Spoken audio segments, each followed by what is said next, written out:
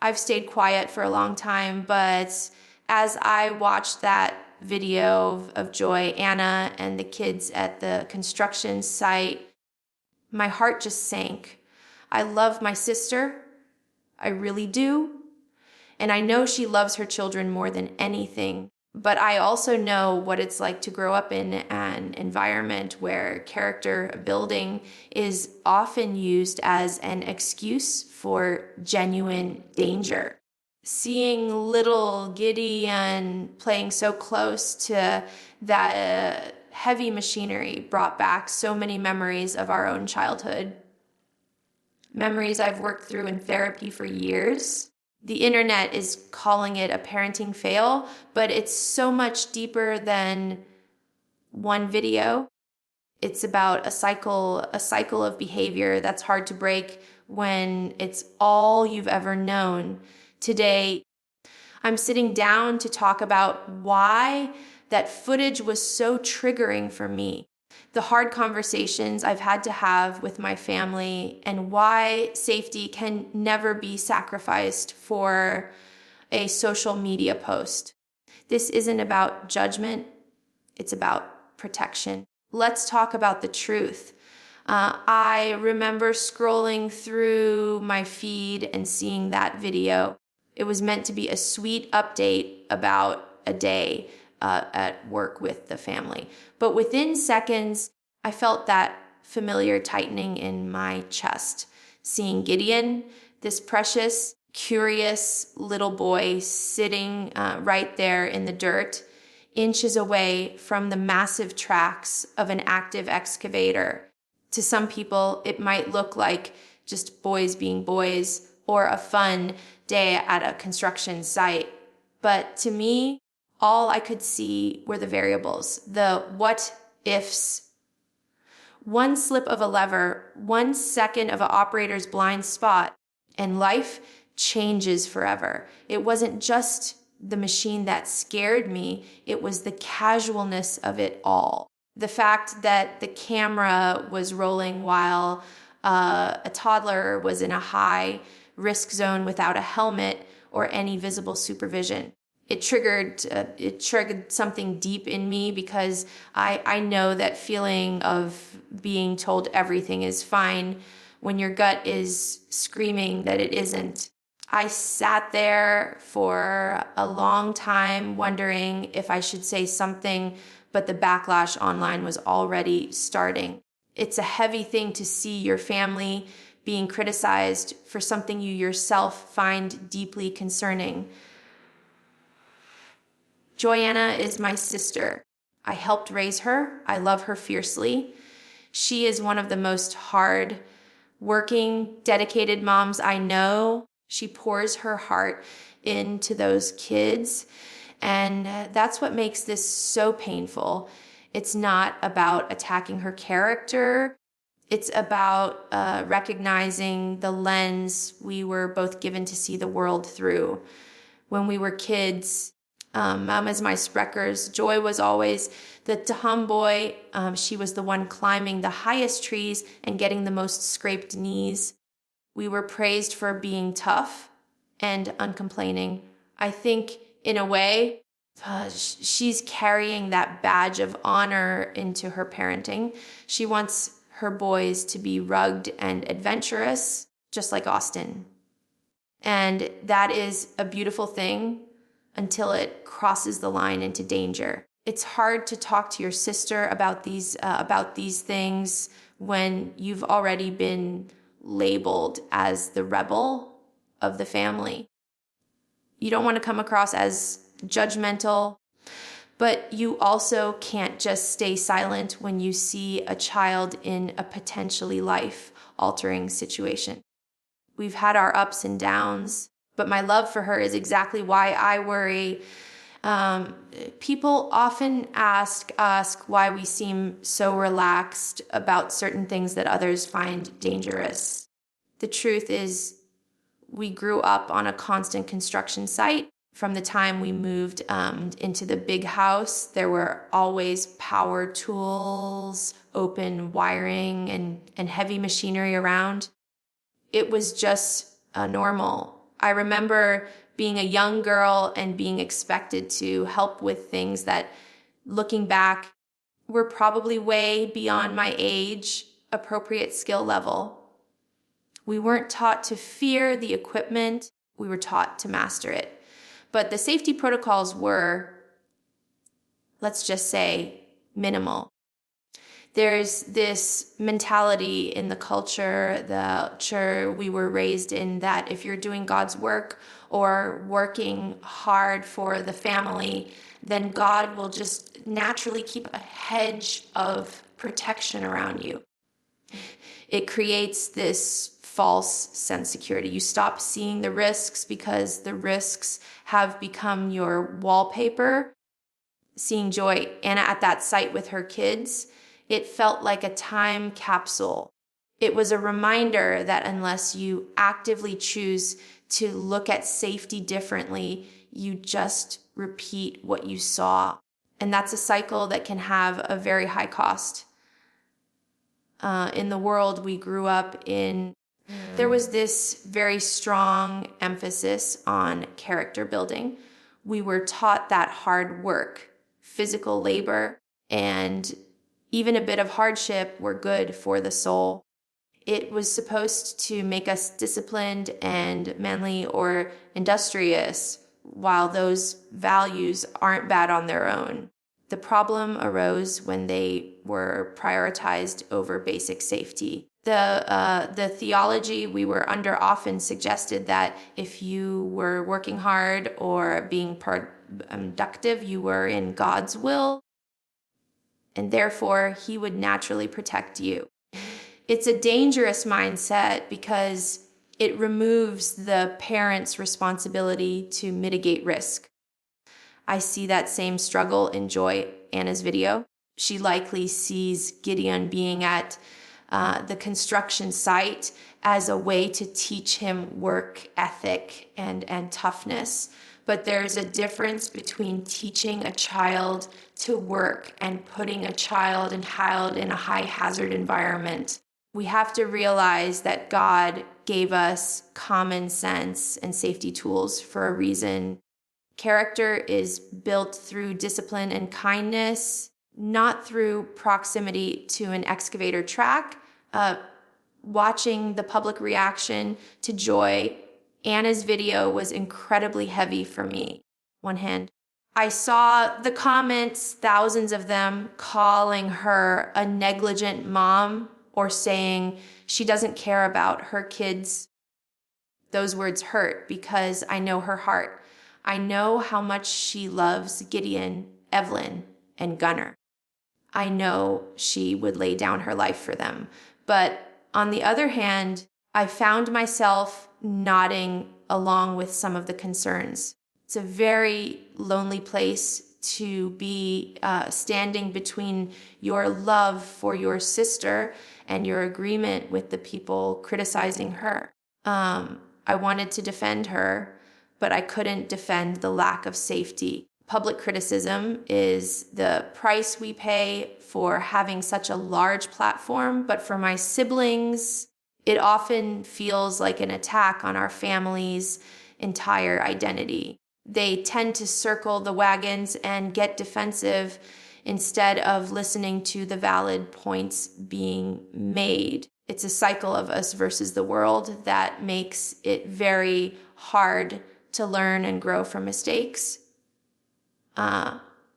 When Derek and I started our own family, we had to have some very honest and sometimes difficult conversations about how we wanted to raise our boys. I had to unlearn a lot of the relaxed attitudes towards safety I grew up with. We decided early on that we would be very intentional about things like car seat safety, wearing helmets, and setting strict boundaries around tools and machinery. I remember getting some pushback from the family for being too protective or soft.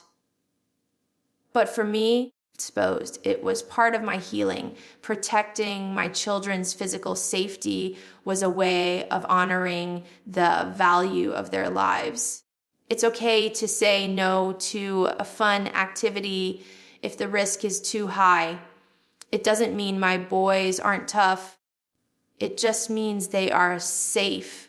Taking a different path wasn't meant to be a slight against my parents or siblings, but it was a necessary step for the health of my own household. We also have to consider the influence of the Forsyth family. Austin comes from a very hardworking, no-nonsense background. The Forsyths are known for their ruggedness and their incredible work ethic in the camp and construction industries. But I think Anna feels a lot of pressure, whether intentional or not, to live up to that standard of being a tough country mom. She wants to be right there in the thick of it with Austin. And she wants their kids to be part of that world too. In that culture, showing fear or being overly cautious can sometimes be seen as a weakness. It creates an environment where you might push the limits just to prove you can handle it.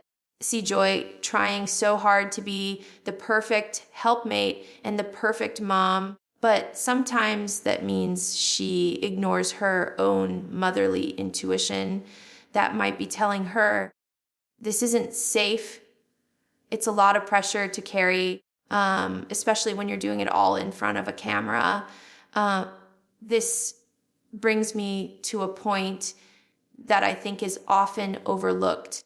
The danger of distraction when you are filming a vlog or trying to get the perfect shot for social media. Your attention is divided. Your eyes are on the screen or the camera lens, not 100% on your child.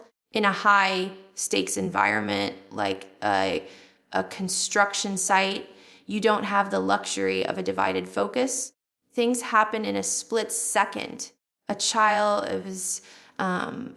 can move toward a machine while you're checking your lighting or making sure the audio is clear.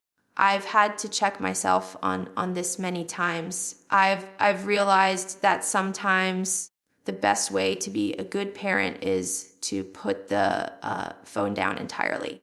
The irony of that video is that in trying to document a sweet family moment, they actually captured a moment of genuine risk. We have to ask ourselves, is the content worth the cost? In 2026, the pressure to constantly produce video updates is higher than ever, but we can't let our digital presence come at the expense of our physical reality. I want to be very clear. I am not speaking from a place of perfection. I have had my own moments where I look back and think, Jill, what were you doing? In those early years of being a mom, I was still trying to figure out where the line was between being fearless and being reckless. I remember times when I followed the family way of doing things just because it was what I knew.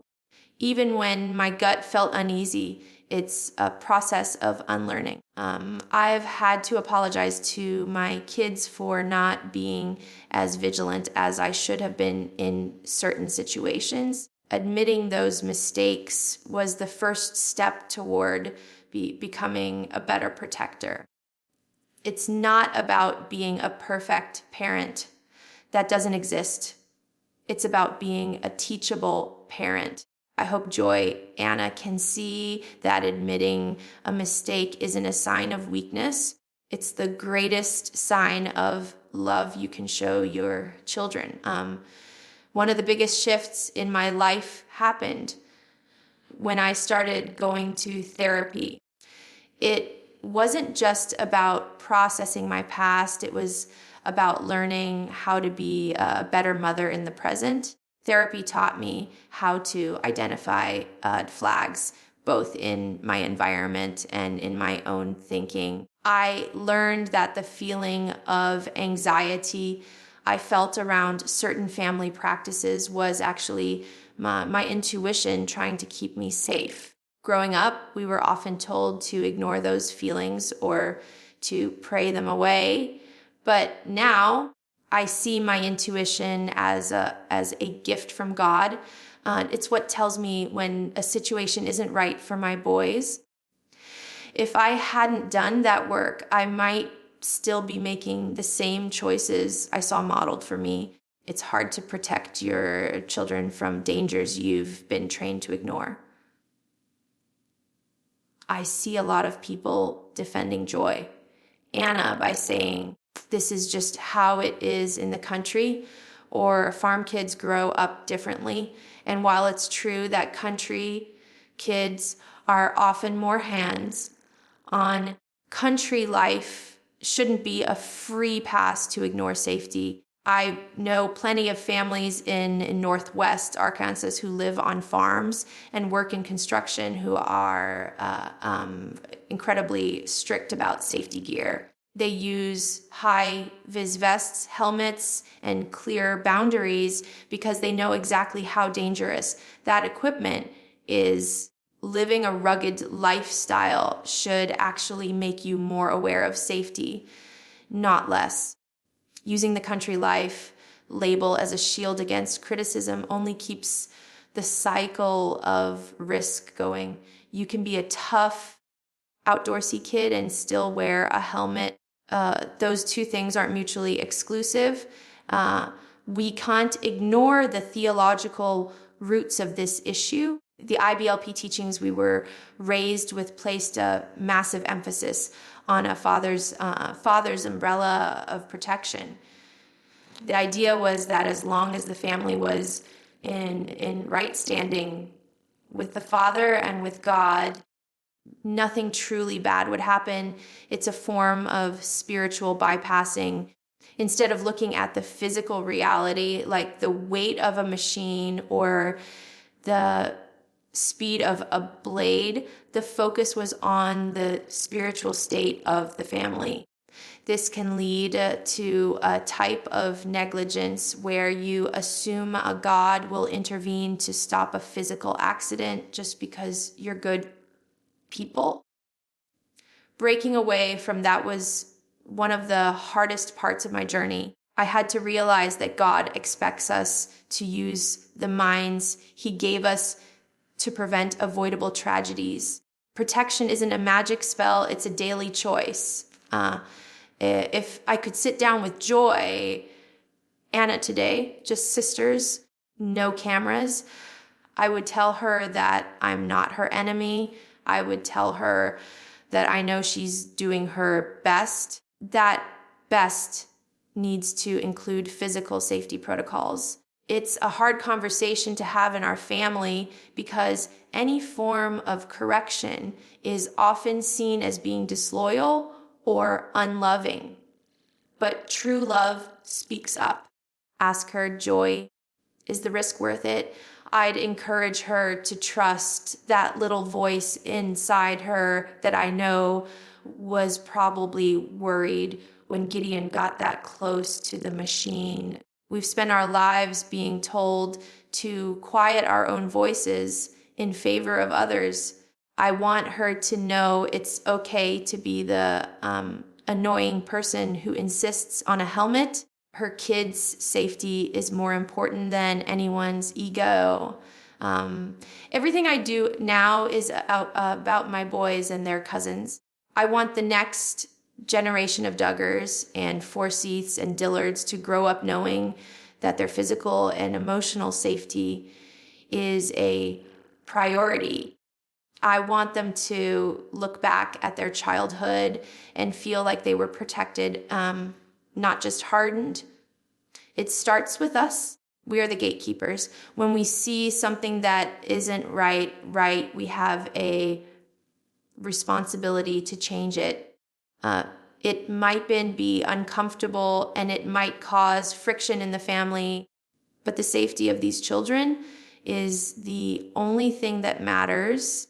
They didn't choose to be born into a famous family or a construction business. They are just kids and they deserve to be safe while they play. People often ask why I don't just call my siblings up and tell them these things privately. The truth is, I've tried. But in our family, when you leave the fold and start living differently, your voice loses its weight. There is a lot of fear involved in speaking out. Fear of being cut off, fear of being gossiped about, and fear of making the divide even wider. Sometimes speaking publicly is the only way to ensure that the message is heard without being filtered through the families. Everything is fine narrative. It's a heavy burden to carry, but I've realized that my silence wouldn't protect anyone. It would only protect the system that allowed the danger in the first place. In our family, work was almost a form of worship. We were filming, cleaning, or building from a very young age. It was praised as being diligent, but there's a dark side to that legacy when children are treated like little workers instead of little people. When you bring a toddler to a construction site to help, you're blurring the lines between play and peril. Gideon shouldn't have a job yet. He should just be a little boy. I want to break the legacy that says a child's value is tied to their productivity. Their value is in who they are, not what they can do with a shovel or a machine. Breaking a cycle is rarely a single event. It's 1,000 small choices. It's the choice to buy the helmet. It's the choice to say no to the photo op. It's the choice to listen to a stranger's valid criticism instead of getting defensive. I see glimpses of this change in my siblings sometimes, and it gives me hope. But videos like the one Joy Anna posted show how much work there is still to do. We have to be willing to be the generation that changed. We have to be okay with the ones who did things differently. If it saves one child from an accident, then every bit of family drama was worth it. To Joy, Anna, if you ever watch this, I love you. This isn't about the internet hating you. And it's not about me trying to bring you down. This is about the fact that we were both raised in a way that didn't always value our safety, and we have to do better for our kids. I know how hard you work. I know how much you care. But please listen to the concerns. Use this as a moment to pivot. You are an amazing woman, and you have so much influence. Imagine the good you could do by showing your followers that you prioritize safety, gear, and boundaries. You could literally save lives. I'm in your corner, always. As we close this out, want to remind everyone that we are all responsible for the children in our lives. Whether you're a parent, an aunt, or just a viewer, we have to stand up for safety. In the year 2026, we have more information than ever before. We have no excuse for negligence. Let's make a commitment to value life over content. Let's protect the next generation so they don't have to send their adulthood unlearning the dangers of their childhood. Thank you for listening to my heart on this. Let's keep moving toward a place of healing and safety together. I'll talk to you all soon.